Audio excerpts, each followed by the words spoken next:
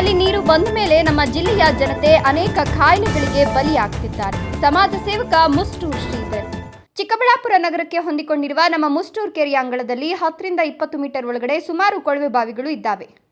HN valley ನೀರು ಬಂದ ಮೇಲೆ ಕೊಳವೆ ಬಾವಿಗಳಲ್ಲಿ ನೀರು ಮಿಶ್ರಣ ಆಗಿ ಅನೇಕ ಕಾಯಿಲೆಗಳಿಗೆ ಬಲಿಯಾಗ್ತಿದ್ದಾರೆ ನಮ್ಮ ಜನತೆ.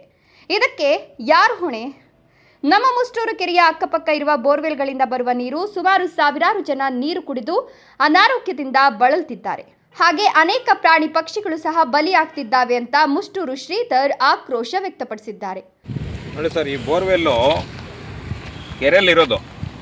ಕೆರೆಯಲ್ಲಿದ್ದಾಗ ಹಿಂದೆ ನಾವು ಬೋರ್ವೆಲ್ ಹಾಕಿದಾಗ ಗ್ರಾಮ ಪಂಚಾಯತಿಯಿಂದ ಈ ತ್ಯಾಜ್ಯ ನೀರು ಬಿಟ್ಟಿರಲಿಲ್ಲ. ಆಮೇಲೆ ಈ ತ್ಯಾಜ್ಯ ನೀರು ಬಂದ ಮೇಲೆ ಯಾವಾಗ ಈ ಬೋರ್ವೆಲ್ ಪಕ್ಕದಲ್ಲಿ ಬಂದು ನಿಂತ್ಕೊಂಡು ನೀರನ್ನ ಈ ಒಂದು ಕಟ್ಟೆ ಹಾಕಿ ವ್ಯವಸ್ಥೆ ಮಾಡೋಂಥ ವ್ಯವಸ್ಥೆ ಆಗಿದೆ ಅವತ್ತು. ಇದೇ ಥರನೇ ಕೆರೆಯಲ್ಲಿ 3 ಬೋರ್ವೆಲ್ ಇದೆ.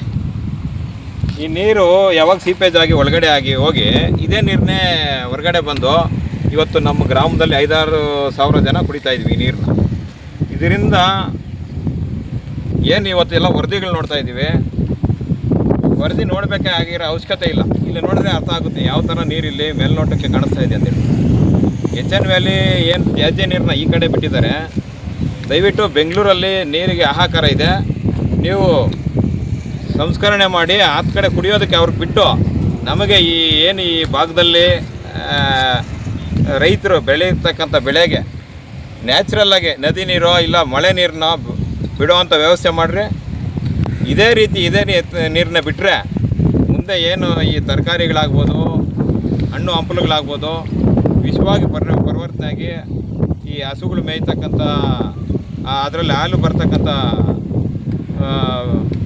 ಹಾಲಲ್ಲಿ ವಿಷ ಬರ್ತಕ್ಕಂಥ ವ್ಯವಸ್ಥೆ ದೂರ ಏನಿಲ್ಲ.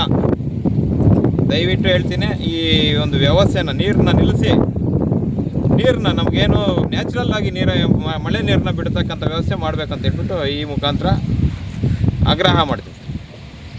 Jangalahalli Ashwath, power news 1 Chikkaballapur.